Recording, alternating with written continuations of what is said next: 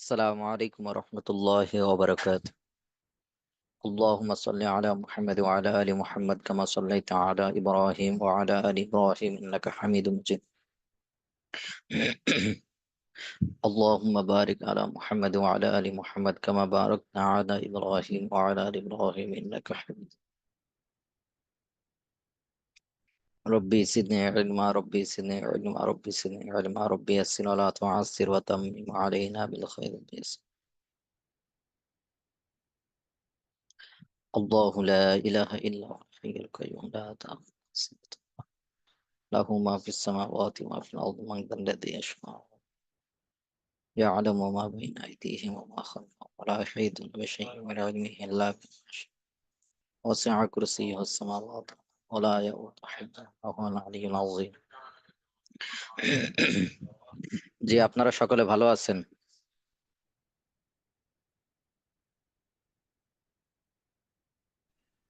আলহামদুলিল্লাহ স্যার, আপনি কেমন আছেন? জি, আলহামদুলিল্লাহ। আমরা আমাদের আজকে কত নম্বর দর্স?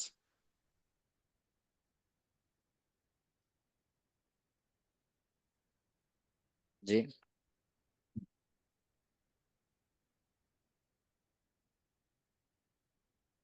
জি। মনে নাই ভাই, আমাদের কত নম্বর দর্স? প্লিজ। ভুলে গেছে? জানা আছে কার বলেন? ও স্যার, জি। গতকাল ফুলসিরাত পড়ানো হয়েছিল। আকীদা তো আজকে না, ফুলসিরাত পড়ানো হয়েছিল। আজকে কত নম্বর দর্স? 24 বা 25 হতে পারে।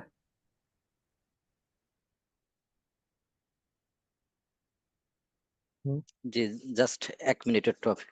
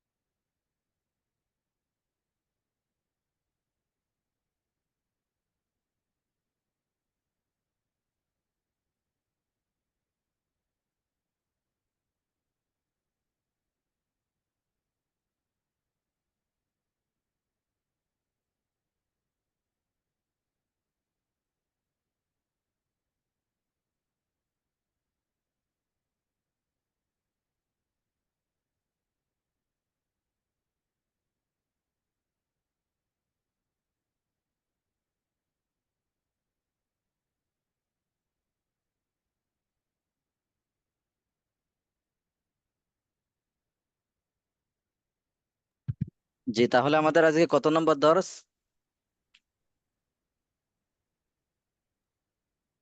26। 26 নম্বর, তাই তো? মুখস্থ একজন কয় 25, তো কত নম্বর হবে বলেন? এটা মনে রাখা চাই ভাই, হ্যাঁ, ইনশাআল্লাহ স্যার। যে কত নম্বর দর্স হবে। দেখা যাচ্ছে যে আমাদের মনেই নাই।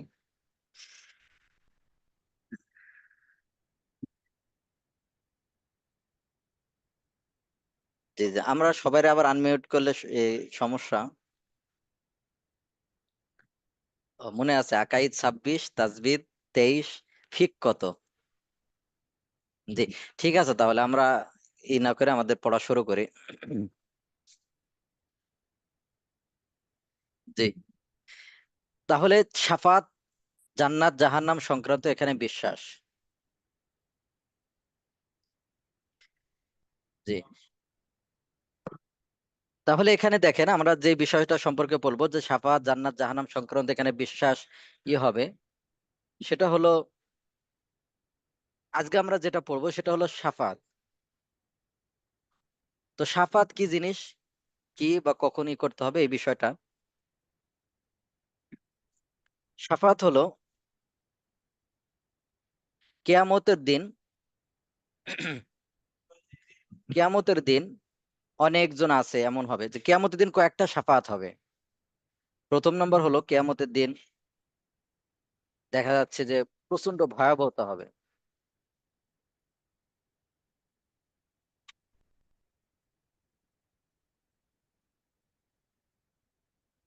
জি। তো শাফাআত, তো কিয়ামতের দিন প্রথমবার অনেক ভয়াবহতা হবে। সূর্য নিচে চলে আসবে, মানুষজন ইয়া নাফসি করতে থাকবে, আল্লাহ হাই হতাশ করতে থাকবে। তো ওই সময় বিচার কার্য যেন পরিচালনা আল্লাহ তাআলা শুরু করে দেন, বিচার নেওয়া শুরু করে দেন, এর জন্য একটা শাফাআত থাকবে। কারণ একটু দেখবেন যে অনেকে দেখবেন ভাইবা পরীক্ষা আছে, বলেন ভাইবা পরীক্ষা আছে, ভাইবা পরীক্ষাতে যদি কি করা হয়, একটু দেরি করা হয়, তাহলে অনেক কষ্ট হয় না? পাশ ফেল যাহা তো একটা হবে, কিন্তু ভাইবা যদি দেরি করা হয় দেখবেন অনেক একটা কষ্ট হয়। বিশেষভাবে আমি নিজের ভিতরে যেটা অনুভব করছি, আমার খুব কষ্ট হয়। আরে ভাই, পারি না পারি যাহা একটা হবে, কিন্তু ভাইবা নিতে দেখা যাচ্ছে 1 ঘন্টা 2 ঘন্টা দেরি হয়। যেমন আকবর কমপ্লেক্সে যখন পরীক্ষা দিলাম ইফতার, তা আকবর কমপ্লেক্সে আমরা পরীক্ষা দিয়েছিলাম প্রায় 400 জন মতো, বাছাই করে করে আমাদের ওখানে 400 জন পরীক্ষা দেওয়ার সুযোগ হয়েছিল। তো 400 জনের ভিতর নিয়েছে ধরেন ওই 30 জন মতো, এই বাছাই করে করে ভাইবার মাধ্যমে অনেকের 1 ঘন্টা 2 ঘন্টা 3 ঘন্টা ধরে মাত্র নিয়েছে 30 জন। তো দেখা যাচ্ছে অনেক ওই সময় ওয়েটিং এ যখন ছিলাম একটা কষ্ট যে, তো ওরকম কিয়ামতের দিন যখন এই কঠিন বিপদ হবে, সূর্য একেবারে নিকটে চলে আসবে, মানুষজন ঘামতে থাকবে, কষ্ট করতে থাকবে, ওই সময় ইয়া নাফসি করতে থাকবে ইয়া নাফসি করতে থাকবে। তো ওই সময়তে বিচার কার্য যেন আগে আগে হয়, এজন্য এই সম্পর্কে সাফাত থাকবে। তো সবাই মানুষজন প্রথমে আদম আলী সাল্লাতু সাল্লামের কাছে যাবে, যা বলবে যে আপনি সবার আদি পিতা, আপনি আপনার মাধ্যমে কি যেন বিচার কার্য আল্লাহ তাআলা খুব সহজে শুরু করে দেন, বিচার কার্য যেন শুরু করে দেন, আপনি একটু সুপারিশ করেন। তো আদম আলী সাল্লাতু সাল্লাম তিন অপারগতা পেশ করবেন, এরপর নূহ, ইব্রাহিম, মুসা, ঈসা, এভাবে সব নবীদের কাছে যাবে। উল্লেখযোগ্য বড় বড় নবীদের কাছে যাওয়ার পর সর্বশেষ হযরত মুহাম্মদ সাল্লাল্লাহু আলাইহি ওয়াসাল্লামের কাছে গেলে তিনি আল্লাহ তাআলার কাছে সুপারিশ করবেন এবং শাফাত করবেন।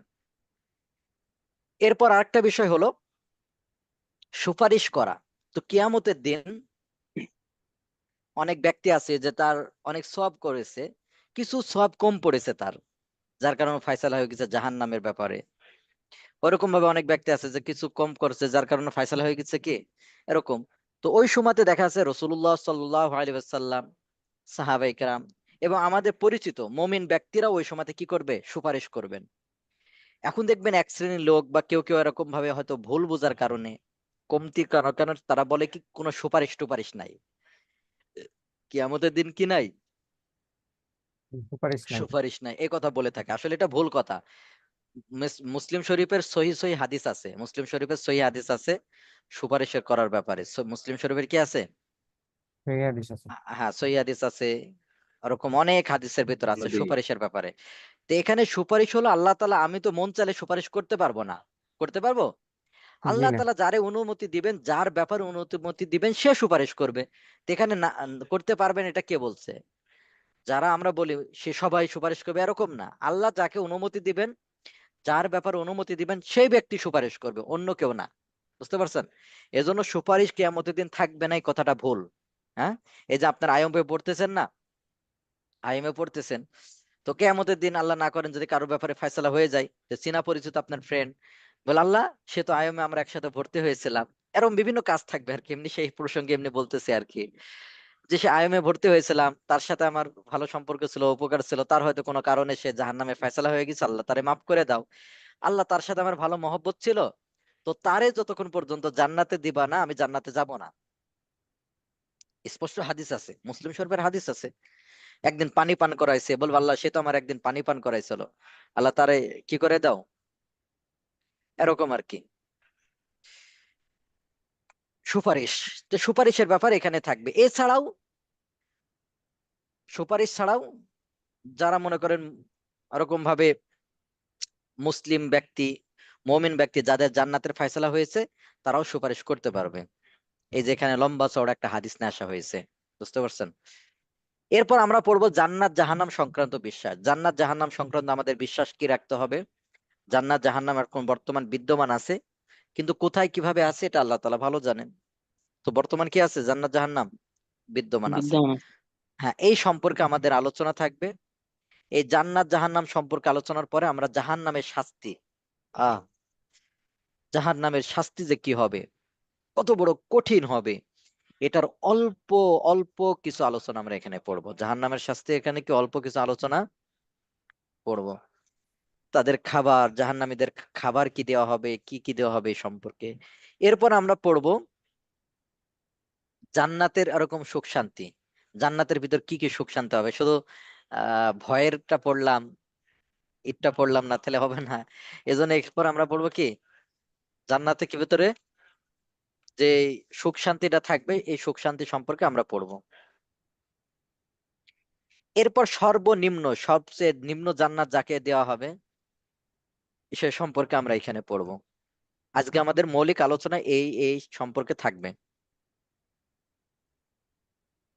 তো প্রথমে আসি যে, প্রথমে হলো যখন কিয়ামতের ময়দান, বলেন আমাদের মাঝে মধ্যে যখন ই হয় তখন কেমন অবস্থা, আর কিয়ামতের ময়দানটা কেমন হবে?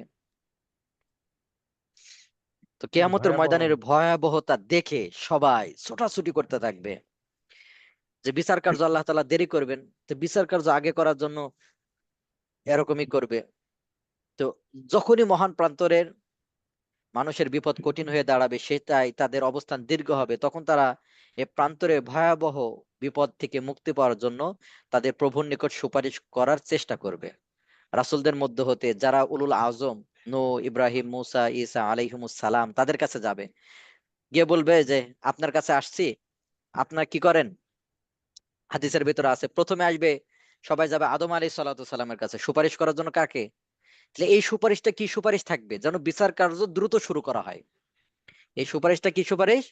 বিচার কার্য যেন কি করা বিচার হয় কার্য দ্রুত দ্রুত। করার জন্য। প্রথম আদম আলাইহিস সালাতু সালামের কাছে আসবে, আসবে বলবে দেখেন আপনি প্রথম, আপনি আদম, আপনার মাধ্যমে সবাই সৃষ্টি হয়েছে, সন্তানাদি আমরা সবাই আপনার, তা আপনি একটা আল্লাহর কাছে কি করেন, সুপারিশ করেন। আদম আলাইহিস সালাতু সালাম বলবে আজকের দিনে আমার পক্ষে সম্ভব না, আল্লাহ তাআলার কাছে সুপারিশ করা আমার পক্ষে কিনা সম্ভব না। হুম, কারণ আদম আলাইহিস সালাতু সালামের মনে পড়বে যে আল্লাহ আমারে জান্নাতে দিয়েছিল, আর আমি ওই নিষিদ্ধ গাছের ফল খেয়েছি, আল্লাহ যদি আমারে ধরে তুমি নিষিদ্ধ গাছের ফল কেন খাইছো, আমার পক্ষে সম্ভব না, তোমরা এর বদল কাজ করো, তোমরা নূহ আলাইহিস সালাতু সালামের কাছে যাও। তখন নূহ আলাইহিস সালাতু সালামের কাছে যাবে যে আপনার মাধ্যমে আবার একটা নতুন জাতির আবির্ভাব হয়েছে, ওই সময় সবাই ধ্বংস করে দিয়েছিলেন না আল্লাহ তাআলা প্লাবনের দ্বারা। তো আপনি আল্লাহর কাছে কি করেন, সুপারিশ করেন আল্লাহ তাআলা যেন বিচার কার্য শুরু করে দেন। তো নূহ আলাইহিস সালাতু সালাম বলবেন আজকে আমার পক্ষে সম্ভব না। কারণ তার কথা মনে পড়বে যে আমার সন্তানের ব্যাপারে আমি দোয়া করছিলাম, আল্লাহ সে আমার আহাল। দেখবেন কুরআনুল কারীমের ভিতরে আছে, আল্লাহ আমার সন্তান, আপনি বললে আমার পরিবারকে কাউকে আপনি ডুবাবেন না বা মৃত্যু দিবেন না, সে তো আমার আহাল, সে আমার সন্তান। তখন আল্লাহ তাআলা কি বললেন, না তোমার সন্তান না সে। অর্থাৎ সন্তান বলতে এখানে মোমিনদার উদ্দেশ্য, সে তো মোমিন না ছিল না। তো তিনি বলবেন যে আমি ওই কথা মনে পড়ছে, আমার সন্তানের ব্যাপারে আমি কি করেছিলাম, ভুলে এরকম দোয়া করে ফেলেছি, আমার পক্ষে সম্ভব না। এরপর সবাই ইব্রাহিম আলাইহিস সালাতু সালামের কাছে যাবে। ইব্রাহিম আলাইহিস সালাতু সালাম, যে আপনি জাতির পিতা, আপনি আপনার মাধ্যমে অনেক কি হয়েছে, আপনি আল্লাহ তাআলার কাছে কি করেন, সুপারিশ করেন। যে ইব্রাহিম আলাইহিস সালাতু সালাম বলবে আজকে আমার পক্ষে সম্ভব না, আমার পক্ষে সম্ভব না। কারণটা কি? ইব্রাহিম আলাইহিস সালাতু সালাম ওই যে মূর্তিরে কি করে দিয়েছিল, গর্দান উড়াই দিয়েছিল না? গর্দান উড়াই দিয়ে শিরস্ত। বলছিল কে? প্রথম তিনটা জিনিসের কথা মনে পড়বে। এক নম্বর হলো যে আমি বলেছিলাম যখন আমার পিতা অন্যান্য বংশের লোক বললো চলো আমরা পূজা দিতে যাব, তুমি যাবে না? তো আমি বললাম আনা সাকিম, আমি অসুস্থ ছিলাম। তা আসলে এটা মনের দিক দিয়ে অসুস্থ, বাস্তবে তো অসুস্থ ছিলেন না, বুঝতে পারছেন? তো কথাটা কিন্তু সত্যই বলা যায়, কিন্তু বলবে যে আমি অসুস্থ না হওয়ার পরে বলছে কি অসুস্থ ছিলাম, একটা কথা। দুই নম্বর কথা, যখন গর্দান উড়াই দিছি, মূর্তিরে কি করে দিছে, গর্দান উড়িয়ে দিত। গর্দন উড়াই হ্যাঁ দিছে। গর্দান উড়িয়ে দিছি, আরেকটার তো মূর্তির উপর দৌড় হ্যাঁ, দিয়েছে। তখন আবার জিজ্ঞেস করে এখন কুঠোরটা মানে কোড়ালটা কোথায় ঝুলাইছে, বড় মূর্তির সাথে। তখন জিজ্ঞেস করে, "এই ইব্রাহিম, এই কাজটা কে করেছে?" বলে, "তোমার এই বড়কে জিজ্ঞেস করো।" এটাও একটা স্মরণ করবে যে না, আমি ওই সময় এইভাবে বলছি। 3 নম্বর হলো, আপনারা জানেন যখন ওই যে তার আহলিয়াতকে নিয়ে যেতেছিলেন, ওই যে বাদশা খারাপই করে, পরবর্তীতে বলছে এটা কি হয়, বলছেন আমার বোন হয়। কারণ স্ত্রীর কথা বললে তারা জোর করে নিয়ে খারাপ কাজ করবে বা ই করবে, বোন হয় তবুও নেয়। এরপরে ই করতে যায়, আল্লাহ তাআলা এখানে তারা রক্ষা করেন। সে হলো প্যারালাইসিস সিস্টেম হয়ে যায়, দূরে যায়, আবার ভালো হয়ে যায়, আবার চেষ্টা করে, এরপরে সে যা হোক ই করে। এরকম এই 3টা জিনিসের কথা মনে পড়বে, তখন ইব্রাহিম আলাইহিস সালাম বলবেন আমার পক্ষে সম্ভব না। মুসা আলাইহিস সালামের কাছে যাবে, যে আপনি কালামুল্লাহ কি করতেছিলেন, আল্লাহ তাআলার সাথে সরাসরি কথা বলেছেন না তিনি? জি ওস্তাদ। ঠিক কথা আছে, তাহলে আপনি একটু কি করেন, আল্লাহর কাছে সুপারিশ করেন। তো মুসা আলাইহিস সালাম বলবেন আজকে আমার পক্ষে সম্ভব না, কারণটা হলো আমি একবারে এক ঘুষি দিয়ে কি করেছি, একজনের কি করে ফেলেছি, মৃত্যুবরণ করি। একবারে মেরে ফেলেছি। এই কথা মনে পড়বে, বলে আমার পক্ষে সম্ভব না। পরে ঈসা আলাইহিস সালামের কাছে তিনিও বলবেন যে না, আপনারা কার কাছে যান, হযরত মুহাম্মদ সাল্লাল্লাহু আলাইহি ওয়াসাল্লামের কাছে যান, তিনি সুপারিশ করবেন। এরপর আল্লাহ রসুলের কাছে গেলে তিনি আল্লাহ তাআলার কাছে সুপারিশ করবেন, যে আল্লাহ তাআলার সেজদা দিবেন, আল্লাহ তাআলার প্রশংসা করবেন। এরপর আল্লাহ তাআলাকে সুপারিশ করবেন, আল্লাহ এই যে দুঃখ কষ্ট, এই যে কষ্ট এরা সহ্য করতে পারছে না, আপনি বিচার কার্য শুরু করে দেন। তখন বিচার কার্য শুরু হয়ে যাবে। বুঝতে পারছেন? এটা তো কঠিন ভয়াবহ অবস্থা ওস্তাদ, মানে বিচার কার্য শুরু করার জন্যই নবীদের কাছে যাওয়া হ্যাঁ লাগছে। হ্যাঁ, তাহলে বুঝেন। এই যে আমি আপনাদেরকে বললাম না, ভাইবা যদি আপনার দেরি করি তাহলে কি করেন, এই যে আপনাদের তাসবিহ ভাইবা হয়, কি করেন, খালি মেসেজ দেয়, ভাই আপনার কার নিছে ভাই, আমি তো আধা ঘন্টা ধরে বসে আছি, কার নিছে হ্যাঁ ভাই, হ্যাঁ, জি এখন ওস্তাদ। কার নিচ্ছে। তাহলে ভাইবাটা একটা স্বাভাবিক একটা শর্ত, কিন্তু তাও অস্থির হয়ে পড়েন, কারণ এখানে ওয়েটিং, আপনি তো দেখতে পারছেন না কে কে আছেন না না আছেন, কার ভাইবা হচ্ছে না হচ্ছে, আপনি তো দেখতে পারছেন না। তেমনি ভাবে অন্য এরকম ফাইবার ক্ষেত্রে এটা একটা কঠিন, তো ওই সময়তে জান্নাত না জাহান্নাম একটা বড় একটা ফায়সালা। বুঝতে পারছেন? আর সূর্য একেবারে নিকটে চলে আসবে, একবারে ভয়াবহ অবস্থা। যে বিচার কার্য কি হবে এটা ভিন্ন কথা, বিচার কার্য যেন শুরু হয় এই জন্য মূলত লাফালাফি করবে, কান্নাকাটি করে সবাই মনে অবস্থা খারাপ, নবীদের কাছে যাবে। কঠিন অবস্থা। আচ্ছা ওস্তাদ, ওইখানে কি আল্লাহ তাআলাকে দেখতে পাওয়া যাবে এরকম, মানে বিচার কার্য যখন ভাই শুরু এটা হবে? আমরা পরে প্রশ্ন করি, হ্যাঁ। আল্লাহ তাআলা দেখার ব্যাপারে জান্নাতের ভিতরে বলা হয়ে থাকে, জান্নাতের ভিতরে দেখবে, যেটা পরে আমরা প্রশ্ন করি ভাই। জি ওস্তাদ। তাহলে এখানে এরকম আর কি, তো এই ব্যাপারে এরপরে সুপারিশ, সেটা একটা সুপারিশ। এরপরে জান্নাতীদের জান্নাতে প্রবেশের অনুমতির জন্য মোহাম্মদ সাল্লাল্লাহু আলাইহি সাল্লামের শাফাত। সর্বপ্রথম আল্লাহ রসুলের শাফাতের মাধ্যমে আগে জান্নাতে যাবে না মানুষজন। হুম? প্রথমে আল্লাহ রসুল বলবেন, এরপরে তারপর আস্তে আস্তে যাবেন। এই ব্যাপারে নবীজি সাল্লাল্লাহু আলাইহি সাল্লাম বলেন, আমি কিয়ামত দিবসে জান্নাতের দরজার নিকটে আসবো, দরজা খোলা উচিত, অনুমতি চাবো। অথবা জান্নাতে প্রহরী বলবেন, আপনি কে? আমি উত্তরে বলবো, আমি মোহাম্মদ। অথবা প্রহরী বলবে, আপনার জন্যই শুধু দরজা খোলার আদেশ প্রাপ্ত হয়েছে, আপনার পূর্বে কারোর জন্য দরজা খুলিনি। এখান থেকে শুরু। এরপর তিনি ই করবেন, তারপর আস্তে আস্তে জান্নাতে যাবেন। এরপর এখানে অনেকগুলো ইয়ে আছে, যে কবিরা গুনাহ যারা করেছে তাদের ব্যাপারে সুপারিশ করবেন। এরপরে মর্যাদা বৃদ্ধির জন্য সুপারিশ করবেন। এরপরে এখানে একজন সাহাবীর কথা বলেছেন, যে নবীজি মুহাম্মদ সাল্লাল্লাহু আলাইহি ওয়াসাল্লাম শাফাত জান্নাতীদের জান্নাতে মর্যাদা বৃদ্ধির জন্য। তো নবীজি সাল্লাল্লাহু আলাইহি ওয়াসাল্লাম বলে, আল্লাহুম্মা গফিরলি আবি সালামা ওয়ারফা দারাজাতাহু ফিল মাহদি। হে আল্লাহ, আবু সালামাকে মাফ করো এবং সঠিক পথপ্রাপ্তদের সাথে মর্যাদা বাড়িয়ে দাও। নবীজি সাল্লাল্লাহু আলাইহি সাল্লামের শাফাত ওই সকল সম্প্রদায়ের জন্য যারা জান্নাতে প্রবেশ করবে বিনা হিসাবে, বিনা শাস্তিতে। এ প্রমাণ উকাশা বিন মিহসান এর হাদিস, 70,000 লোকের ব্যাপারে যারা বিনা হিসাবে, বিনা শাস্তিতে জান্নাতে প্রবেশ করবে। অথবা নবীজি সাল্লাল্লাহু আলাইহি সাল্লাম তার উকাশার জন্য দোয়া করলেন, আল্লাহুম্মা জাআলহু মিনহুম। তার ভিতরে ওই যে 70,000-এর ভিতর বিনা হিসাব, বিনা শাস্তিতে কে যাবেন?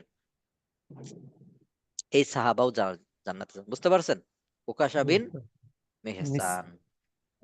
এরপরে কবিরা গুনাহকারীদের জন্য যেমন স্পষ্ট হাদিস আছে, শাফাআতি লি আহলিল কাবাইরি মিন উম্মতি, যারা কবিরা গুনাহ করেছে, শাফাআতি লি আহলিল কাবাইরি মিন উম্মতি, যারা কবিরা গুনাহ করেছে তাদের জন্য সুপারিশ থাকবে। যারা কবিরা গুনাহ করেছে তাদের জন্য কি থাকবে? সুপারিশ থাকবে। সুপারিশ থাকবে। জি। এরপরেও হাদিসের ভিতরে আছে, যারা শাস্তির হকদার হবে তাদের শাস্তি হালকা করার জন্য সুপারিশ থাকবে। বুঝতে পারছেন? হাদিসের ভিতরে আছে যে, যেমন তার রাসূলুল্লাহ সাল্লাল্লাহু আলাইহি সাল্লামের চাচা আবু তালেবের জন্য শাফাত। এর প্রমাণ নবীজি সাল্লাল্লাহু আলাইহি সাল্লামের হাদিস, যে সম্ভবত কিয়ামতের দিবসে আমার শাফাত তার শান্তি লাঘবে উপকারে আসবে। কিয়ামতের দিন সুপারিশ করবেন। তার শাস্তি হিসাবে শুধু পায়ের গিরা পর্যন্ত আগুনের জুতা পরায় দেওয়া হবে। বলেন কেমন হবে? মগজ টকবক করে ফুটতে থাকবে। মগজ টকবক করে কি বুঝতে পারছেন? তো জি মূলত ওস্তাদ। এই যেখানে আপনাদের কথা যে শাফাত, এই যে প্রথম শাফাতটা, এটা কিন্তু নবীরা কি করবে? অপারগতা পেশ করবেন। কিন্তু পরবর্তী কিন্তু যখনই বিচার কার্য শুরু হয়ে যাবে তখন আল্লাহ অনুমতি দিবেন যে ঠিক আছে তুমি সুপারিশ করো, তুমি সুপারিশ, এই আব্দুর রহমান তুমি সুপারিশ করো। আল্লাহর কাছে গেলে তখন কিন্তু অনুমতি আসবে, কিন্তু প্রথম পর্যায়ে কিন্তু কেউ সাহস করবে না। বিষয়টা বুঝছেন? জি নবীরা ওস্তাদ, পর্যন্ত কি করবে না।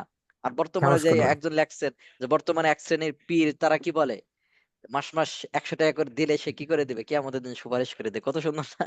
আর এবার তুই জান্নাতে যাবি কিনা এটাই তো নিশ্চিত না, ঠিক আছে না? জি ওস্তাদ। আর সে কি করে দিবে, মাঝে মাঝে দেখবেন পাসপোর্ট বানায়, দেখবেন এই যে যেটা টিকিটটা করে সেটা কিসের মতো, পাসপোর্টের মতো। এগুলো ফাজলামে, মানে এগুলো করা ঠিক না, বুঝতে পারছেন? হ্যাঁ, তো কিছু জান্নাতের কিছু লোকে জাহাজে করে নিয়ে যাইতে চাই। জাহাজে করে নিয়ে যাবে। এগুলো পরিহার করা চাই। হ্যাঁ, জি। তো এখন সাফাত কারা করবে? আবারও বলতেছি, কেউ কেউ বলে থাকেন যে সাফাত কেউ করবে না, এটা ভুল কথা। তো সাফাত ওই সময় কারা করবে এ ব্যাপারে আছে। সাফাত করার জন্য দুইটা শর্ত। কয়টা শর্ত? দুইটা শর্ত। সাফাতকারীর ও সাফাতকৃত ব্যক্তির প্রতি আল্লাহর সন্তুষ্টি থাকতে হবে। আল্লাহ তাআলা কি থাকতে হবে? সন্তুষ্টি। সন্তুষ্টি। যে কেউ সাফাত করতে পারবে না। 2 নম্বর, সাফাতকারী সাফাত করার ব্যাপারে আল্লাহর অনুমতি থাকতে হবে। আল্লাহ তাআলার কি থাকতে হবে? অনুমতি। এবার আয়াতটা দেখেন, আমি যে বললাম এটা দলিল তো দিতে হবে। এক শ্রেণী দেখবেন তারা বলে জোরালো যে কিয়ামতের দিন কোনো সুপারিশ নাই, কিন্তু দলিল আছে কিনা? ওয়ালা ইয়াশফাউনা, সুপারিশ করবে না। ওয়ালা ইয়াশফাউনা, সুপারিশ করবে না। করতে পারবে না, করতে পারবে না, করবে না।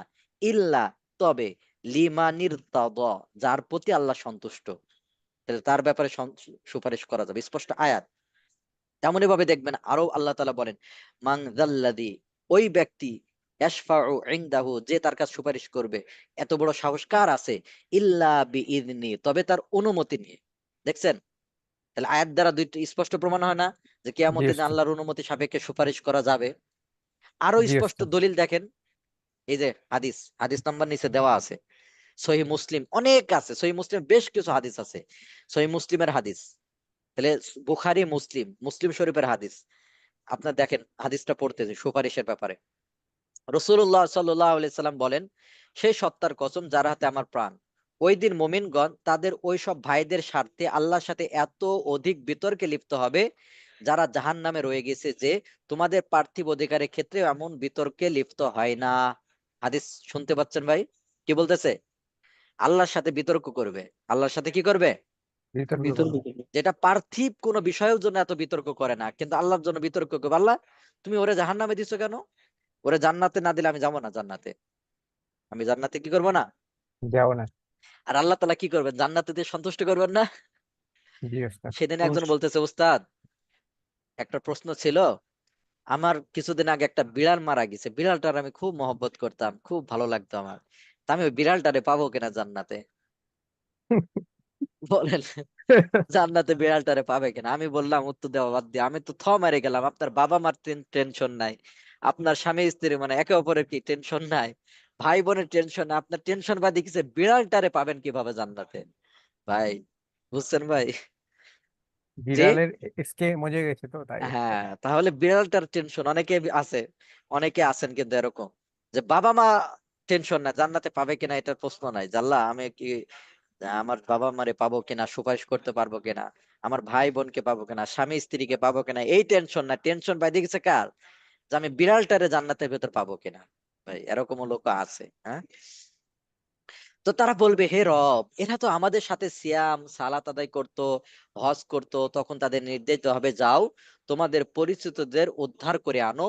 উল্লেখ্য এরা জাহান্নামে পতিত হলেও মুখমণ্ডল আযাব থেকে রক্ষিত থাকবে, তা তাদেরকে চিনতে অসুবিধা হবে না। মুমিনগণ জাহান্নাম হতে এক বিরাট দলকে উদ্ধার করে আনবে। এদের অবস্থা এমন হবে যে কারোর তো পায়ের নলা পর্যন্ত, আবার কারো হাঁটু পর্যন্ত দেহ আগুন ছাই করে দিবে। উদ্ধার শেষে মোমেনগণ বলবে হে রব, যাদের সম্পর্কে আপনি নির্দেশ প্রদান করেছিলেন তাদের মাঝে আর কেউ অবশিষ্ট নেই। বুঝতে পারছেন? জি ওস্তাদ। ভাই ছেলে সুপারিশের হাদিস আছে, শাফাতের হাদিস আছে, কোরআনে জি আয়াত আছে। আছে? আছে। আল্লাহ বলবেন পুনরায় যাও, আরে আবার যাও, যার অন্তরে 1 দিনার পরিমাণ ঈমান অবশিষ্ট পাবে তাকেও নিয়ে আসো। তখন তারা আরো এক দলকে উদ্ধার করে আনবে, বলবে হে রব, অনুমতি প্রাপ্তদের কাউকে রেখে আসেনি। মূল উদ্দেশ্য তো আল্লাহর অনুমতি লাগবে। আল্লাহ বলবেন আবার যাও, যার অন্তরে অর্ধ দিনার পরিমাণ ঈমান অবশিষ্ট পাবে তাকেও বের করে আনো। তখন আবার এক দলকে উদ্ধার করে এনে বলবে হে রব, আপনি যাদের উদ্ধার করতে বলেছিলেন তাদের কাউকে ছেড়ে আসে নাই। আল্লাহ বলবেন আবার যাও, যার অন্তরে অনুপরিমাণ ঈমান বিদ্যমান থাকবে তাকে উদ্ধার করে আনো। তখন এক বিরাট দলকে উদ্ধার করে এনে বলবে আল্লাহ, এই যে এইবার কাউকে ছেড়ে আসে নাই। কাউকে কি করে নাই? ভাই ঈমানের দাম কি বুঝছেন? জি ওস্তাদ। অনুপরিমাণ ঈমান থাকলেও জান্নাতে যাবে। অথচ বর্তমানে এই যে আমরা সফরে যাই বিভিন্ন জায়গায়, মাত্র 300 টাকার বিনিময়ে খ্রিস্টান হয়ে গেছে। ভাই কয় টাকার বিনিময়ে? 300।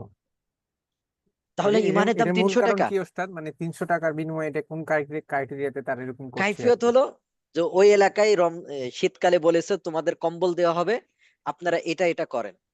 যিশুর কাছে চান, যিশু নাজাতের মালিক, যিশু তাহলে আপনি কম্বল দেবো। সে যিশুর কাছে চাইছে। যিশু মানে কি? ঈসা আলাইহিস সালাম, যে যিশু আমার নাজাত দাতা, যিশু আমার সব, যিশু আমার স্বর্গ দিবে, এভাবে করে চাইছে। বলেন যিশুর কাছে চাইলে তার কি আর ঈমান থাকবে? জি না ওস্তাদ। নবীরা বলছেন ঈসা আলাইহিস সালাম কি করবে? শাফাত করবে ওই সময় প্রথম পর্যায়ে। জি না। ঈসা আলাইহিস সালাম পর্যন্ত শাফাত করার অধিকার প্রথমে রাখবে না, আর আপনি বলেন যিশুর কাছে যিশুকে নাজাত দেতা? নাউজুবিল্লাহ। যিশুকে ই করা। তো যিশুর কাছে চাইছে, কম্বল দিছে, বাস কম্বলটার দাম 300 টাকা। 250-300 টাকা দামের কম্বল আছে না, কিন্তু ইমানটা চলে গেছে, কেউ টেরও পায় নাই। হ্যাঁ, এমন আর কি। বিভিন্ন জায়গায়, এই জায়গায় বলে না, বিভিন্ন জায়গা আছে। কয়েকদিন আগেও শুনলাম যে অনেক জায়গা আছে না, প্রেমের কাহিনীর কারণে হিন্দু হয়ে যায় মেয়ে। জি ওস্তাদ, হ্যাঁ হয়। হ্যাঁ, তাহলে অথচ ইমানের দামটা কত বড় ছিল। এরপরে দেখেন, এরপর আল্লাহ তাআলা বলবেন ফেরেশতারা সুপারিশ করলেন, নবীগণও সুপারিশ করলেন, সবার সুপারিশ থাকবে। মুমিনরাও সুপারিশ করেছে, কেবলমাত্র আরহামুর রাহিমিন পরম দয়াময় রয়ে গেছেন। এরপর তিনি জাহান্নাম থেকে এক মুঠো তুলে আনবেন, ফলে এমন একদল মুক্তি পাবে যারা আগুনে জ্বলে লাল হয়ে গেছে। পরে তাদেরকে জান্নাতের প্রবেশ মুখে নাহরুল হায়াতে ফেলা দেয়া হবে। তারা এতে এমন ভাবে সতেজ হয়ে উঠবে যেমন ভাবে শস্য অঙ্কুর স্রোতবাহিত পানি ভিজা উর্বর জমিতে সতেজ হয়ে ওঠে। রাসূলুল্লাহ সাল্লাল্লাহু আলাইহি সাল্লাম বলেন, তোমরা কি কোনো বৃক্ষ কিংবা পাথরের আড়াল কোনো শস্যদানা অঙ্কুরিত হতে দেখোনি, যেগুলো সূর্য কিরণের মাঝখানে হলদে ও সবুজ রূপ ধারণ করেছে, আর যেগুলো ছায়াযুক্ত স্থানে থাকে সেগুলো সাদা হয়ে যায়? সাহাবাগণ বললেন, হে আল্লাহর রাসূল, মনে হয় আপনি যেন গ্রামাঞ্চলে পশু চড়িয়েছেন। দৃষ্টান্ত দিছে না? তো জি মনে করে ওস্তাদ। যে এক জায়গায় শস্যদানা ভালোভাবে অঙ্কুরিত হয়, তাহলে ওই জায়গায় সুন্দর ভাবেই হয়। তো যখন দৃষ্টান্ত দিচ্ছে, ইয়া রাসূলুল্লাহ আপনি মনে হয় কি চড়েছেন? গ্রাম অঞ্চলের জিনিসগুলো আপনি জানেন। তো এখানে এবং লম্বা চড়া হাদিস, আমি হাদিসের ইতে যাচ্ছে না। এখানে দেখেন স্পষ্ট, এছাড়া সহিহ মুসলিমে আরো বেশ কি আছে? বেশ আছে। হ্যাঁ, হাদিস আছে। হ্যাঁ, আরো ইয়ে আছে। জি। হুম। জান্নাত জাহান্নাম সংক্রান্ত বিশ্বাস, জান্নাত জাহান্নাম সংক্রান্ত বিশ্বাস। বিশ্বাস। তাহলে এরকম অনেক দলিল আছে যে কিয়ামতের দিন শাফাআত করা যাবে, কিয়ামতের দিন শাফাআত করা যাবে। যাবে। এরকম কি আছে? দলিল আছে।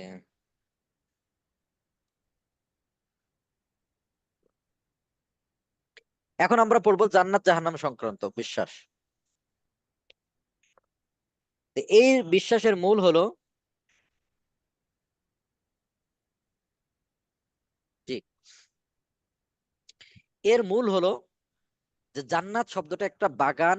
জান্নাত শব্দের অর্থ হলো বাগান, তারপরে আরামায়েশ, যেখানে শুধু আরাম আর আরাম থাকবে। আর জাহান্নাম শব্দের অর্থ হলো গভীর গর্ত, কূপ। জাহান্নাম শব্দের অর্থ কি? গভীর গর্ত, কূপ, যেখানে আগুন অগ্নি থাকবে। হ্যাঁ, তো আমাদের বিশ্বাস, মুসলমানদের বিশ্বাস হলো জান্নাত বা জাহান্নাম বর্তমানে বিদ্যমান। জান্নাত এবং জাহান্নাম বর্তমানে কি আছে? বিদ্যমান। বিদ্যমান আছে। আর এক শ্রেণীর লোক বলে যে না, বিদ্যমান নাই। এটাই মূলত ইখতিলাফ। জান্নাত জাহান্নাম থাকবে এটা তো সবাই একমত। তাহলে আমরা যে জান্নাত জাহান্নাম আছে, এটা দলিল কি? ইয়া আদম উসকুন আনতা ওয়া যাওজুকাল জান্নাহ। আদমকে বলছে, হে আদম, হে আদম, উসকুন, তুমি থাকো, অবস্থান করো, আনতা তুমি, ওয়া যাওজুকা, তোমার স্ত্রী আল জান্নাত, জান্নাতে থাকো। তাহলে বলেন জান্নাত যদি ওই সময় সৃষ্টি নাই হতো তাহলে নির্দেশ দিল কিভাবে? তেমন ওয়াত্তাকুন নারাল্লাতী উইদ্দাত লিল কাফিরিন, উইদ্দাত যেটা প্রস্তুত করা হয়েছে, লিল কাফিরিন কাফেরদের জন্য প্রস্তুত করা হয়েছে, স্পষ্ট আছে যেটা কাফেরদের জন্য কি করা হয়েছে, প্রস্তুত করা প্রস্তুত হয়েছে। করা হয়েছে। এরকম অনেক দলিল আছে, তো এগুলো তো আর বেশি না, এইগুলো পারবেন। এখন আমরা পড়বো জাহান্নামীদের শাস্তি। জাহান্নামীদের শাস্তি কেমন হবে? জাহান্নামীদের শাস্তি। শাস্তি কেমন হবে? এটা তো শুনলে ভয় লাগে ওস্তাদ। একজন মুমিন ভয় এবং আশা দুইটার মাঝে মূলত ঈমান। ভয়ও করতে হবে, আশাও করতে হবে, আল্লাহর কাছে দোয়াও করতে হবে। যদি আপনি জাহান্নামের কথা নাই বলতো তাহলে তো আর এরকমই হতো না, ভয়টা লাগতো না। তাহলে তো গুনাহ দিদার সে করো, ঠিক আছে না? তো জাহান্নামের শাস্তির ব্যাপারে বলা হয়ে থাকে কি দেখেন, অর্থটা দেখেন, নিশ্চয় অপরাধীরা জাহান্নামের আযাবে চিরকাল থাকবে। কি থাকবে? চিরকাল থাকবে। চিরকাল থাকবে। অর্থাৎ কাফের যারা, যে জাস্ট 1 মিনিট,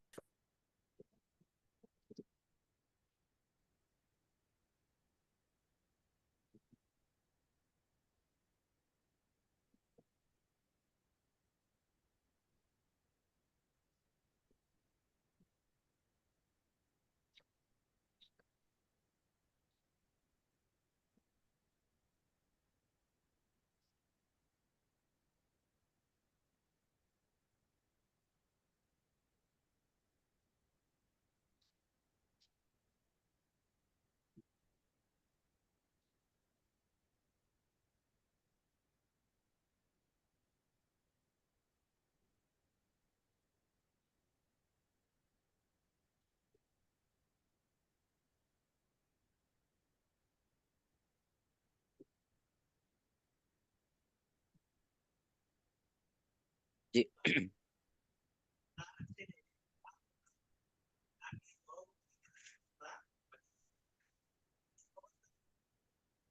জি কি বলতেছিলাম, তো জাহান্নামীদের শাস্তি তাহলে এই ব্যাপারে হয়ে থাকবে, তারা চিরকাল থাকবে, তাদের থেকে আযাব লাঘব করা হবে না, তারা তাতেই থাকবে হতাশ হয়ে। আমি তাদের প্রতি জুলুম করিনি, কিন্তু তারাই ছিল জালেম। তারা ডেকে বলবে, হে মালিক, ইয়া মালিক, লিয়াকজি আলাইনা রব্বুক, তোমার রব যেন আমাদের ফয়সালা করে দেয়, তার মানে মেরে ফেলে। কি করে ফেলে? দেখতে মেরে ফেলে, বুঝতে পারছেন?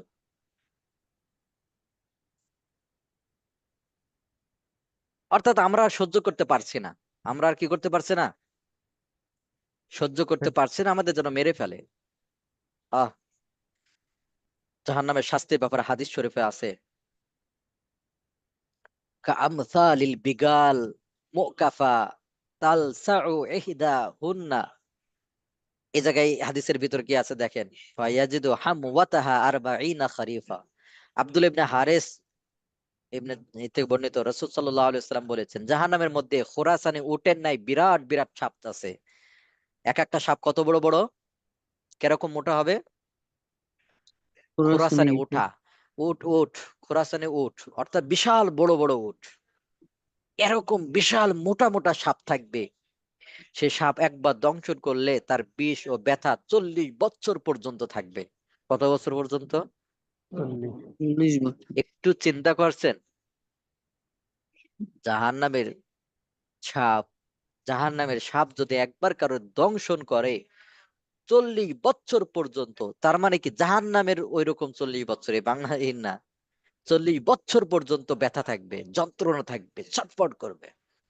আর জাহান্নামের মধ্যে এমন সব বিচ্ছু আছে যা পালন বাধা পালান পালানো বাধা খচ্চরের মতো, গাধা খচ্চরের মতো হবে আর কি। গাধা খচ্চর যেমন আছে না, গাধা খচ্চর, তো গাধা খচ্চর হবে আর কি। তো গাধা খচ্চর যেরকম, হ্যাঁ, অত বড় বড় বিচ্ছু থাকবে।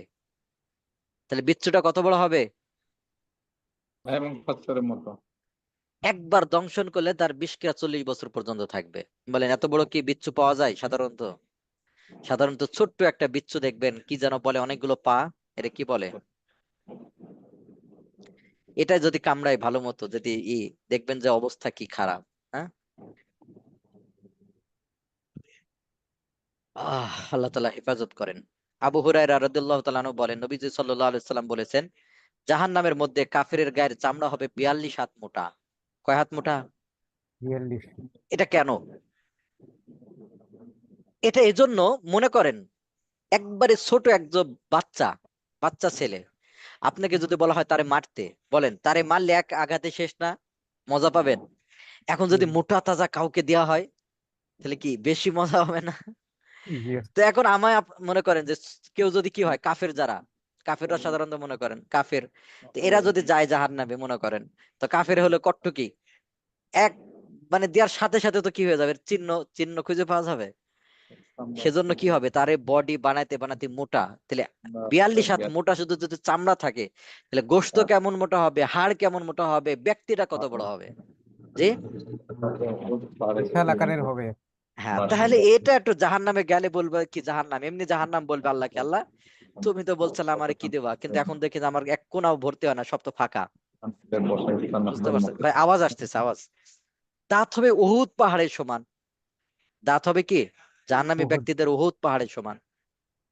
জাহান্নামীদের বসার স্থান হবে মক্কা মদিনার মধ্যবর্তী ব্যবধান পরিমাণ। মক্কা মদিনার মধ্যবর্তী ব্যবধান ব্যবধান পরিমাণ। পরিমাণ। আর জাহান্নামীদের খাদ্য কি দিবে দেখবেন, আহ আল্লাহ তাআলা হেফাজত করেন, আমিন। বৃক্ষ, যন্ত্রণায়ক বৃক্ষ জাক্কুম গাছ। জাক্কুম গাছ কেমন? নিশ্চয় জাক্কুম গাছ হবে পাপিষ্ঠদের খাদ্য, গলিত তামার মতো তা পেটের ভিতর ফুটতে থাকবে। গলিত তামা যদি কেউ খায়, পেটের ভিতর ঢেলে দেওয়া হয়, তাহলে অবস্থা কেমন হবে? আপনারা দেখছেন লোহা গলিত কিছু সীসা, দেখছেন সীসা গলিত লোহা গলায় একেবারে, দেখছেন না? জি। এটা যদি কাউকে খাওয়াই দেওয়া হয়, জি, অবস্থা কেমন হবে? ভয়ঙ্কর অবস্থা হবে। তো ওই রকম জাক্কুম এক ধরনের বৃক্ষ, ওই রকম আর কি তামার মতো গরম, ওইটা যদি কাটা খাওয়াই দিলে ওরকম হবে। গরম পানি ফুটার মতো। ওকে ধরো টেনে নিয়ে যাও জাহান্নামের মধ্যে ছেড়ে দাও, অতঃপর তার মাথায় ফুটন্ত পানি ঢেলে দিয়ে শাস্তি দেওয়া হবে, ফুটন্ত পানি।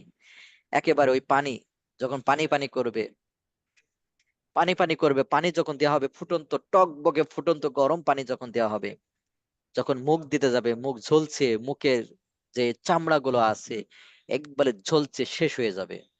এরপর যখন মুখের ভিতরে ঢালবে, নাড়ি ভুড়ি একবারে পায়খানা রাস্তা দিয়ে বের হয়ে যাবে। এমন হবে খাবার জাহান্নামীদের। এই যেখানে আছে পিপাসিত উটের ন্যায়, পিপাসিত উটের ন্যায় দৌড়াতে থাকবে, দৌড়াতে থাকবে, পানি পানি করতে থাকবে, ছটফট করতে থাকবে, পানি পানি পানি। এরপর ফুটন্ত গরম পানি দিলে মুখ ঝলসে যাবে, খাওয়ার সাথে সাথে পেটের নাড়ি বুড়ি একবারে গলে যাবে। তেমনই ভাবে আর এক ধরনের খাবার থাকবে জারি, একটা কণ্টকময় বিষাক্ত ই, জারি, বুঝতে পারছেন? জারি, বুঝতে। গলা আটকে যায় এমন খাদ্য থাকবে যে গলায় আটকে যাবে। খাবার বলতে এরকম না, পচা একবার দুর্গন্ধময় জিনিস। গিসলিন, গিসলিন বলা হয়। আপনাদের শরীরে দেখবেন অনেক সময় কি হয়েছে, ক্ষত হয় না? তো ক্ষত হইলে টিপ দিলে যে পুজ বের হয়, তো এটা হলো জাহান্নামীদের খাবার থাকবে, পুজ। টকবক করবে পুজ, ফটন্ত ফুটন্ত, এটা জাহান্নামীদের খাবার। আল্লাহ তাআলা হেফাজত করে, কত কষ্টদায়ক। আগুনের অঙ্গার, আগুন, আগুন খাবে। হুম, কি খাবে? আগুন। আগুন। এই যে আছে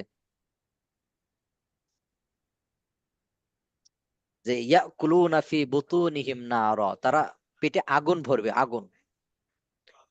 জাহান্নামীর ভিতর যারা এতিমের মাল ভক্ষণ করে, আমাদের ভিতর অনেকে আছে না, যদি জিজ্ঞেস করা ভাই আপনি এটা খান কেন, বলবে যে আমি তো কি এতিম, আমার বাবা মা অনেক আগে মারা গেছে।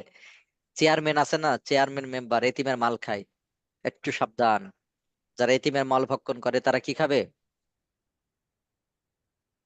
জাহান্নামের আগুন। যে আগুন ভক্ষণ করবে।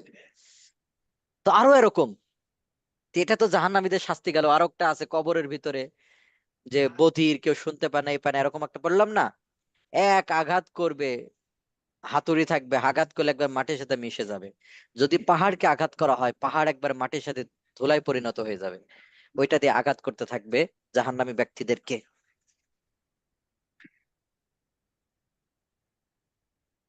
এরপর আমরা পড়বো জান্নাতে যে সুখ শান্তি। জান্নাত, এতক্ষণ জাহান্নামের আলোচনা পড়লাম, তো হতাশ হয়ে যেতে হয়। জান্নাতে কি? আহ জান্নাত, সেদিন একজন প্রশ্ন করতেছে আইফোতাতে, বুঝতে পারছেন?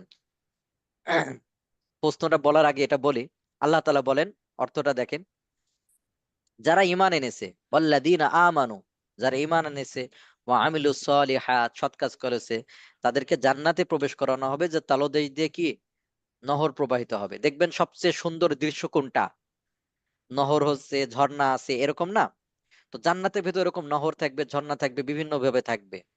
লাহুম ফিহা, তাদের জন্য রয়েছে আজওয়াজুম মুতাহারা, তাদের জন্য স্ত্রী রয়েছে, পবিত্র স্ত্রীগণ রয়েছে। স্ত্রীদের বৈশিষ্ট্য কিভাবে দেয়া আছে? হুর থাকবে কেমন, যে তারা অনেক মোটা, আপনার কি পড়বে, 70 পল্লব যদি কি করে, আবরণযুক্ত কাপড় পরে, তবুও তাদের রক্ত মাংস দেখা যাবে, আপনার হাড়ের ভিতরে যে মগজ আছে এটাও দেখা যাবে, এত ফর্সা, এত সুন্দর হবে, সুদর্শন হবে। বুঝতে পারছেন? তো সেদিন একজন প্রশ্ন করেছে যে, যা একজন বোন আর কি, এখানে যেটা কথা আসলো, কথা প্রসঙ্গে, যে পবিত্র স্ত্রীগণ, তো ওই বোন আইফোতাতে প্রশ্ন করেছে যে, উস্তাদ, এরকম আমি চাচ্ছি যে আল্লাহর কাছে দোয়া করব, কেউ থাকবে না জান্নাতে, শুধু আমি আমার স্বামী থাকবো, কি করবো? মানে হুরটুর থাকবে না, হুরটুর কি করবে না সেখানে, ওস্তাদ থাকবে না। এরা নারীবাদী, বুঝতে পারছেন? নারীবাদী শয়তান ভাই এই এসব জিনিস ভাই কথা না বলি ভাই, যাই হোক, তার কি, কেউ কেউ থাকবে না, সে থাকবে। তা আমি বললাম উত্তরে যে, দেখেন আল্লাহ দিচ্ছে, আল্লাহ তাআলা দিচ্ছে, এখানে তো আপনার অধিকার নাই, এই কথা বলার, বলার অধিকার আছে? সে কি, ওখানেও একটা হিংসা, মানে দুনিয়াতে তো নাই, ওখানে অনুমতি দিবে না। সে বলতেছে কি, যে যে আল্লাহর কাছে দোয়া করবো যেন কেউ হুরটুর না থাকে, শুধু আমি থাকবো আমার স্বামীর সাথে। তো এটা আল্লাহ তাআলার বিশেষ একটা ইয়ে, আল্লাহ তাআলা দিবেন, হ্যাঁ। আর ওই সময় এগুলো তো থাকবে না মনের ভিতরে, যে এখন যে জিনিসটা আসতেছে আর কি, হিংসা, যে আর একজন থাকবে আমার কি হবে, তো ওই জিনিসটা ওই সময় থাকবে না। তো ওই জায়গায় আজওয়াজুম মুতাহারা থাকবে, হ্যাঁ, পবিত্র কি ইমান অন্তর পবিত্র স্ত্রীগণ। থাকবে। হ্যাঁ। তো সেদিন একজন বলতেছিলেন, একজন আরবের মেহমান, আরবের মেহমান, সম্ভবত আকবর কমপ্লেক্স মাদ্রাসা আসছিলেন, তিনি বলতেছিলেন যে, আমার স্ত্রীকে আমি বলতেছি, এই শোনো, জান্নাতে তুমি আমার সাথে যেতে রাজি তো? তো সে বলছে, না, তোমার সাথে যাব? তুমি যে মুরব্বি, তারপরে এ নাই ও নাই, কালো, ও এরকম বলছে আর কি, ইয়ার্কি করে আর কি। তখন স্বামী বলতেছে, ঠিক আছে যাও, আমি জান্নাতে আমার চেহারা কেমন হবে জানো? জান্নাতের ভিতর জান্নাতের চেহারা হবে না, এরকম চেহারা নিয়ে যাবে, এরকম কালো যাবে, যে দুনিয়াতে যারা কালো আছেন, ইয়ে আছেন, দেখতে ভালো না, কে এই অবস্থায় যাবে জান্নাতে? জি ভাই। জি জি না। না ওস্তাদ। আল্লাহ তাআলা এরকম ইউসুফ আলাইহিস সালাতু সালামের মতো চেহারা এরকম দিয়ে দিবেন, একবারে সুদর্শন থাকবে, একেবারে 30-33 বছরের বয়সে যুবক থাকবে, একেবারে। জান্নাতের ভিতরে, হাদিসের ভিতরে আছে যে বাজারে গিয়েছে, জান্নাতে বাজারে গিয়েছে, যখন আসবে, তা আল্লাহ তাআলা জান্নাতে বাজারে গেলে ওই পুরুষের চেহারা আরো অনেক সুন্দর করে দিবেন। যখন বাসায় আসবে, তখন স্ত্রীরা বলবে, আজকে তোমাদের কি হয়েছে, তোমরা যে আগে যেভাবে চেহারা নিয়ে গিয়েছিলা, আল্লাহ তাআলা ওরকম ভাবে কোটি কোটি গুণ আরো চেহারা সৌন্দর্য বাড়িয়ে দিয়েছেন। বুঝতে পারছেন? তো ওই যে জান্নাতের ভিতরে যারা স্ত্রী থাকবে আর কি, তাদের স্বামীদের চেহারা এরকম বানাই দিবেন আল্লাহ তাআলা। তো উনি আবার ইয়ার কি করে বলতেছে, দেখছো আল্লাহ আমার চেহারা কেমন দিবে, আমার বয়স কেমন দিবে, আমার এটা কেমন দিবে, তো তোমাকে আমি আর নিব না। তখন বলছে, না না না, আমি তোমার সাথে যাব যাব যাব। বলছে, না, এই চান্স শেষ, মানে ইয়ার কি করে বলতেছে আর কি। তো মূলত জান্নাতের ভিতর এরকম ভাবে একজন পুরুষের স্ত্রী সবারই আল্লাহ তাআলা এরকম চেহারা দিয়ে দিবেন, এমন না। দুনিয়াতে অনেকের হয়তো মন খারাপ, আল্লাহ আমারে কালো বানাইছে, আমার এই করেছে ও করছে, অনেকে মন খারাপ না, তো জান্নাতের ভিতর আল্লাহ তাআলা জান্নাতি চেহারা দিয়ে দিবেন। সুবহানাল্লাহ। জি। আরো কি থাকবে? এই যেখানে দেওয়া আছে দেখবেন, জান্নাতে প্রবেশ করো তোমরা বীরগণ সানন্দে, তাদের কাছে পরিবেশন করা হবে স্বর্ণের থালা, পানপত্র। দুনিয়াতে তো অনেকের স্বর্ণের যে এখন যে দাম, লাফায় লাফায় দাম বাড়ছে না? আর ওখানে প্লেট টেলেট সবকিছু আসবাবপত্র কিসে থাকবে? স্বর্ণের থাকবে। স্বর্ণ। বিল্ডিং থাকবে স্বর্ণের, কি ভাই দুনিয়ার স্বর্ণ?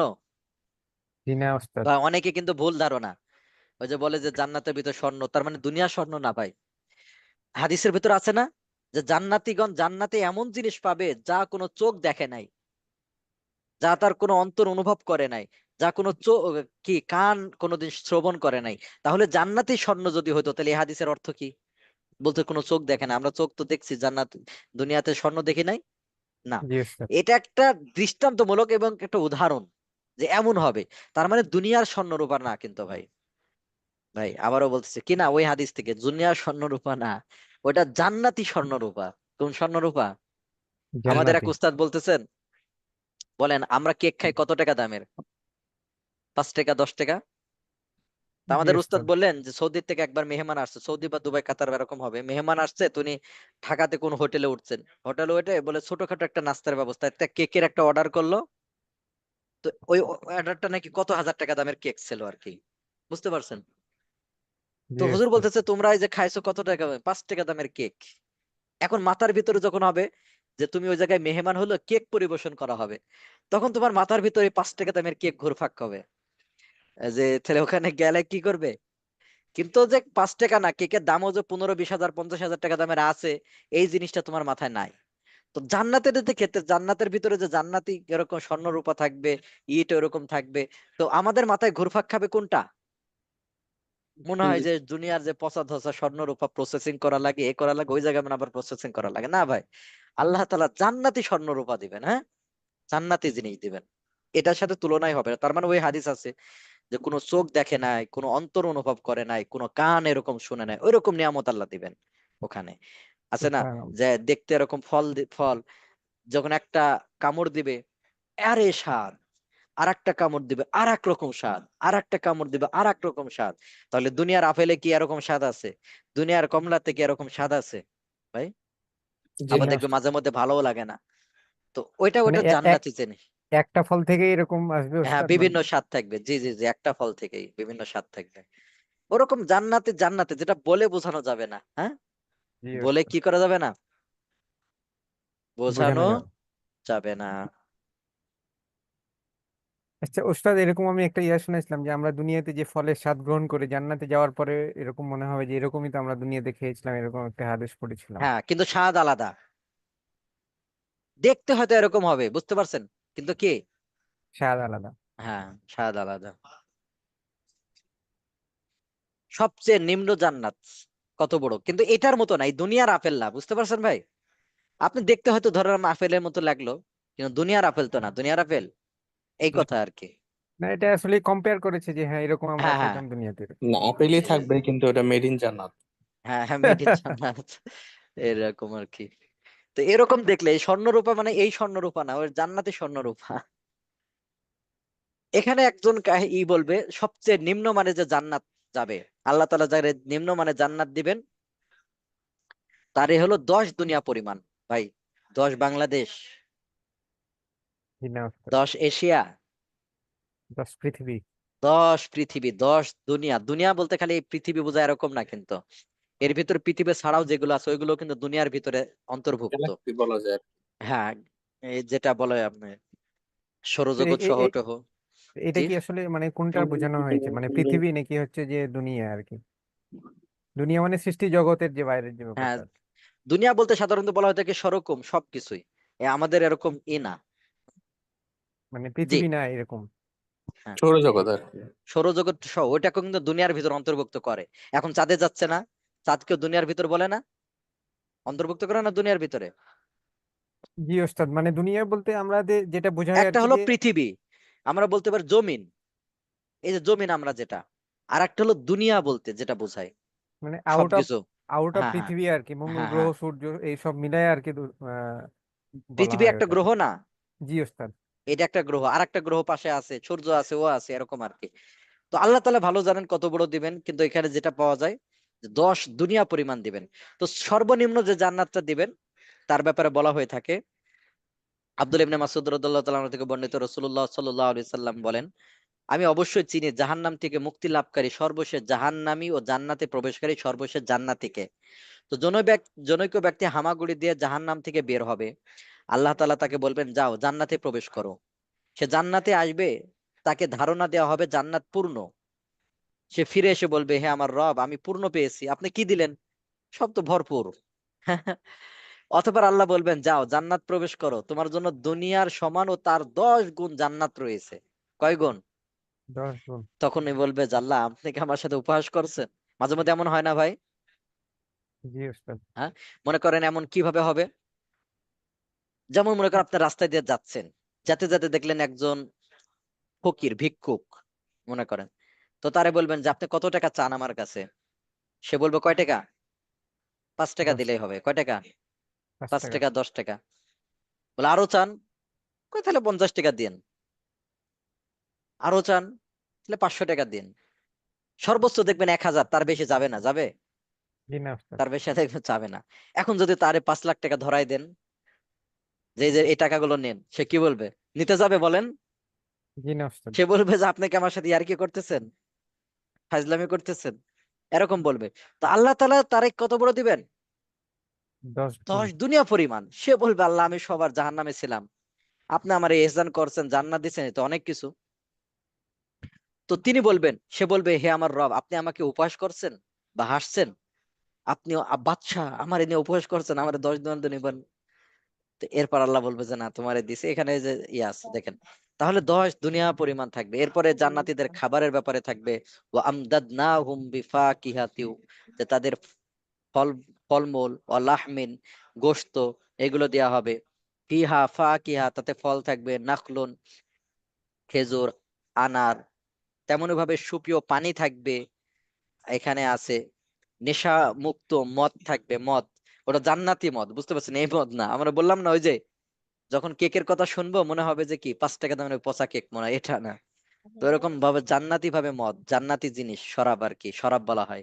তো জান্নাতি শরাব আল্লাহ তাআলা দান করবেন, ওইটা কি কোনো মাথা ব্যথাও হবে না, কোনো কিছুই হবে না, জুস, জান্নাতি শরাব।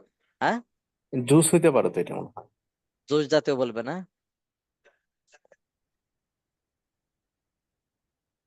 যেটা শরাব বলা হয় আর কি। জুস তো তো শরাব না, শরাব তো আলাদা জিনিস, জুস আলাদা জিনিস। হ্যাঁ হ্যাঁ, এজন্য ওই যে শরাবকে ওই যে কিছুটা মদের সাথে ই করা হয়, তুলনা করা হয়। তো এই মদ বলতে এই মদ না, বুঝতে পারছেন, আল্লাহ তাআলা জান্নাতি ওইটা ওরকম এই যে জিনিস আল্লাহ তাআলা দিয়ে মেড পানীয় দিবে।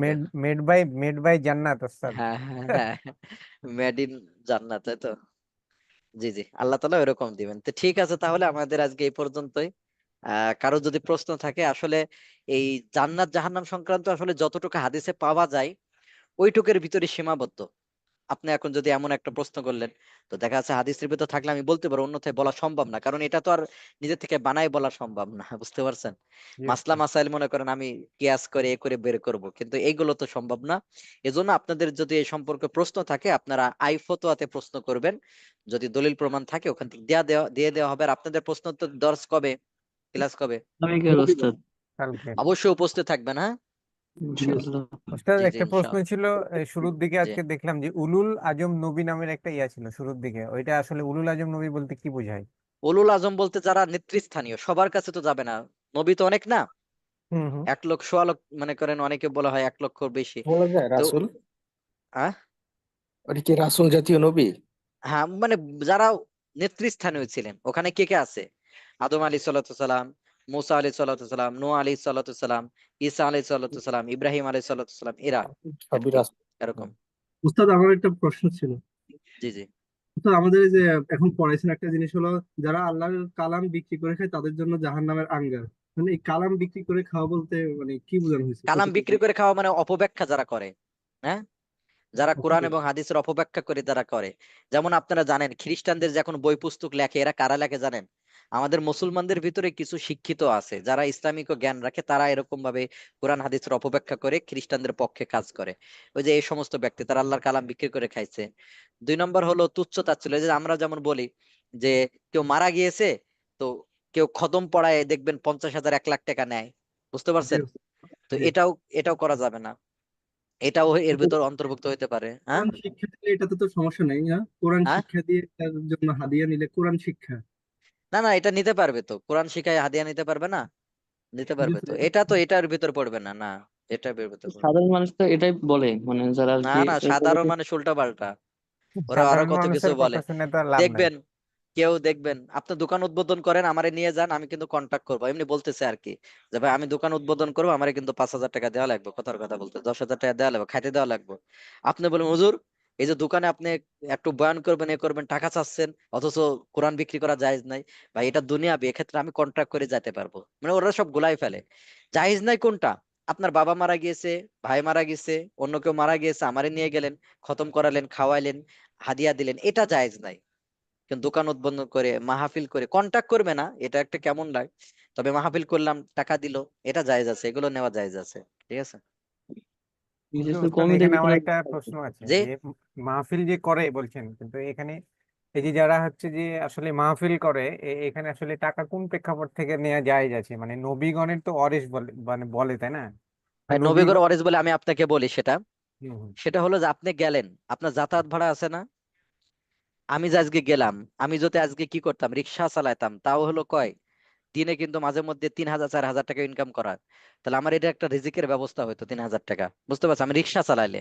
হুম, হুম। তো আমি রিক্সা চালানো বাদ দিয়ে আপনার ওখানে মাহফিলে গেলাম, তাহলে আমার ধরাই দিলেন বা খালি হাতে ফেরাই দিলেন, তাহলে আমার পরিবার আছে না, আমার ইয়ে আছে না, আমি এর খাওয়াবো কি, বলেন? তো স্যার এটা বুঝলাম, বাট ঘটনা হচ্ছে যে আসলে নবীগণের অরেস যদি আমি দাবি করি, বাট তাদের এর অ্যাক্টিভিটিস সাথে যদি সাংঘর্ষিক কি? সাংঘর্ষিক হচ্ছে যে নবীগণ তো কোথাও মানে দিনের কথা বললে তো তারা টাকা নেন নাই।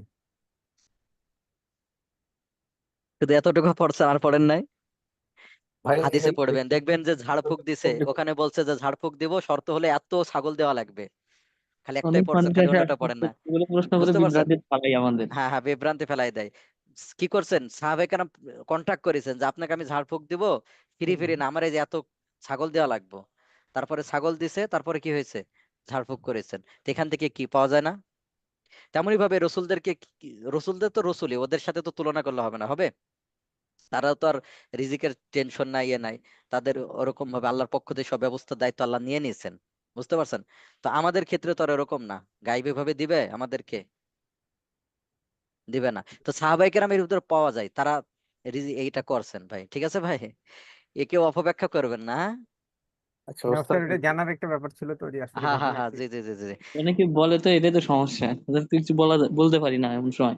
এমন যে আল্লাহ রসুলের পরিবার কি এরকম ভাবে এই 2 মাস না খেয়ে আছে, এরকম ছিল? আল্লাহ ব্যবস্থা করে দিচ্ছে না রিজিকের? এমনি মাঝে মধ্যে খাবারের অভাব হয়েছে, এই হয়েছে, কিন্তু আল্লাহ তো ব্যবস্থা করছেন। সাহাবায়ে কেরাম থেকে স্পষ্ট ভাবে পাওয়া যায়, তারা নিয়েছেন, কন্ট্যাক্ট করে টাকা নিয়েছেন, হ্যাঁ। এবং আল্লাহ মানে রসুলও খেয়েছেন ওইটা, আল্লাহ রসুলও খেয়েছেন ওইটা, আল্লাহ রসুলও নিয়েছেন, এটা স্যার পাওয়া যায়। এখানে আরেকটু আমি ক্লিয়ার হতে চাচ্ছি, মানে ঝাড়ফুঁক তো অন্য একটা জিনিস, আর দিনের মেহনত মানে মানুষকে দিনের দিকে ডাকা, মানুষকে দিনের দিকে ফিরিয়ে নিয়ে আসা, মানে ফিরানো, এসব বয়ান করা, আসলে এটা তো আলাদা পার্টে চলে গেল না?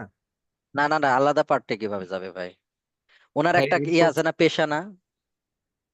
এই প্রশ্নগুলি আইফ হতে হতে করেন, এখানে ডিটেলস। আইফোতাতে করবেন বলেন, এই যে সর্বনাশ করে ফেলবেন তাহলে আপনারা। বুঝতে পারছেন? এটা তাহলে হুজুরদের আমি বলি, এই যে দেখা যাক, একটা কথা বলি, আপনারা খুব বললেন, খুবই খারাপ লাগলো, সেটা আমি বলি। আমাদের ইমাম সাহেবের বেতন 5,500 টাকা। বলেন, এই যে এই কথা বলে ওর বেতন কত রাখছে?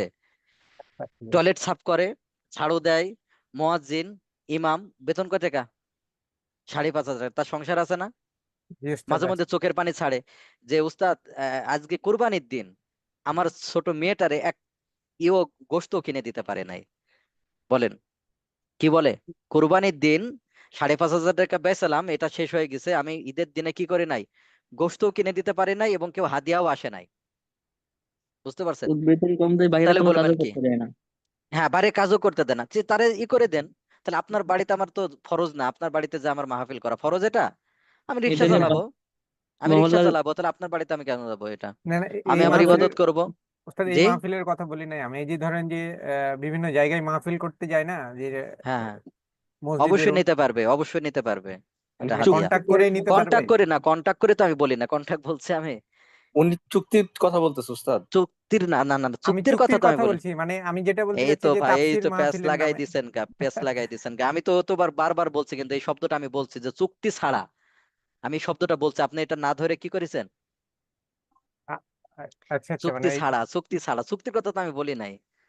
তবে চুক্তি আপনি ছাড়া চুক্তি তো। ছাড়া হলেও কি করতে হবে, আপনাকে অবশ্যই দেখতে হবে যে তার যাতায়াত কত টাকা, আপনার যাতায়াত বাবদ খরচ হয়েছে 10,000 টাকা, আপনি দিয়ে দিলেন 2,000 টাকা, এটা তো হবে না কিন্তু, এটাই তো এদিকে করে না খেয়াল না, করতে হবে। বর্তমানে। হ্যাঁ, অবশ্যই বর্তমানে অবশ্যই এই এই যে অবস্থা আমার, করে অনেক সময়। এই যে আমাদের কথা বলি কিন্তু, আমি বলি এই যে আমু কিন্তু বিভিন্ন জায়গায় যাই, তো অনেক জায়গায় কিন্তু আমার কিছু দেয়টাই না, আমি নিও না, বুঝতে পারছেন? তো জি কি হয়, ওস্তাদ, মাঝে মধ্যে আমার নিজের ঘর থেকে আমি যাই, বুঝতে পারছেন, বিভিন্ন জায়গায় যাই, কি করি, নিজের ঘর ঘর থেকে। থেকে। এখন বলেন, এই যে এক সময় হতে হতে হতে করতে করতে যদি আমার টাকা না থাকে, তখন আমি কি করব?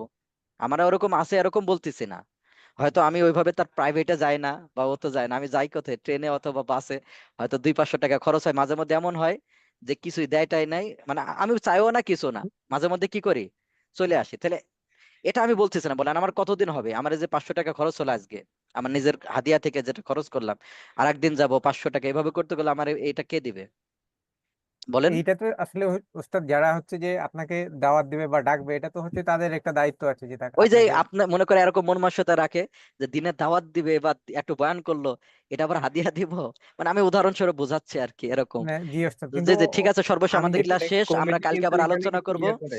আমরা আগামী ক্লাসে আলোচনা করে এই সম্পর্কে। আবারও বলতেছি, কন্টাক্ট করে নেওয়া এটা আলাদা বিষয়, এটার ব্যাপারে আমি বলি নাই। আমি বলছি যে সে হলো মাহফিলে গেছে, যাতায়াত ব্যবহার আছে, এখানে আলাদাভাবে হাদিয়া, তো কন্টাক্ট করে নে, এটা তো কখনো ঠিক হবে না। কন্টাক্ট করে নে, এটা কি হবে না, এটা জি কখনো ঠিক ওস্তাদ, হবে না। আগে বুকিং দিতে হবে, ভাই আপনি বাঁচবেন কিনা বলেন। মানে অনেকে 1 বলে লাখ না 2 যে লাখ 3 10, লাখ টাকা দিতে হবে, হ্যাঁ নাহলে 10,000 যাবো টাকা না। আগে পাঠাই দিন, আপনি বাঁচবেন কিনা, হ্যাঁ। জি ওস্তাদ, আসলে ওই মাহফিল কমিটিও ক্রাইটেরিয়া থেকে এখানে আমি কিন্তু আসলে প্রশ্ন ইয়ে করছি। করে অনেক সময়, মাহফিল জি জি কমিটি ঠিক কিন্তু আছে। এখানে দুর্নীতি করে। জি জি জি মাহফিল কমিটি অনেক সময় ই করে। জি, যাক ঠিক আছে, তাহলে এই পর্যন্তই। জি আমি ওস্তাদ, কন্ট্রাক্টের কথা বলি নাই। বাকি কেউ যদি মাহফিল আপনার বাসায় করে, কেউ যায়, তাহলে হাদিয়া দিয়ে দেন। অন্যথায় যে আমি আমার কথা বললাম বা অনেকের কথা এরকম আছে অনেক ক্ষেত্রে, কারণ একজন হুজুরের মনে করে, আমরা মনে করি যে দেখবেন একজন ইমাম সাহেব দোয়া করে, আল্লাহ আমার এই মসজিদের কি যিনি সভাপতি আছেন তার ছেলে চাকরিটা যেন আমার মতো হয়, বেতন যেন আমার মতো হয়, দেখবেন জি গালিগালাজ দেয়। ওস্তাদ, এরকম একটা তাহলে শুনছি। এটা তো খেয়াল করবেন, একজন ইমাম সাহেব বেতন 5,500 সংসার চলে কিভাবে? আপনার চলবে সংসার? আমার চলবে সংসার? জি না ওস্তাদ। জি জি ঠিক আছে, তাহলে সুবহানাকাল্লাহুম্মা ওয়া বিহামদিকা আশহাদু আল্লা ইলাহা ইল্লা আনতা, আসসালামু আলাইকুম ওয়া রাহমাতুল্লাহি ওয়া বারাকাতুহু। ওয়ালাইকুম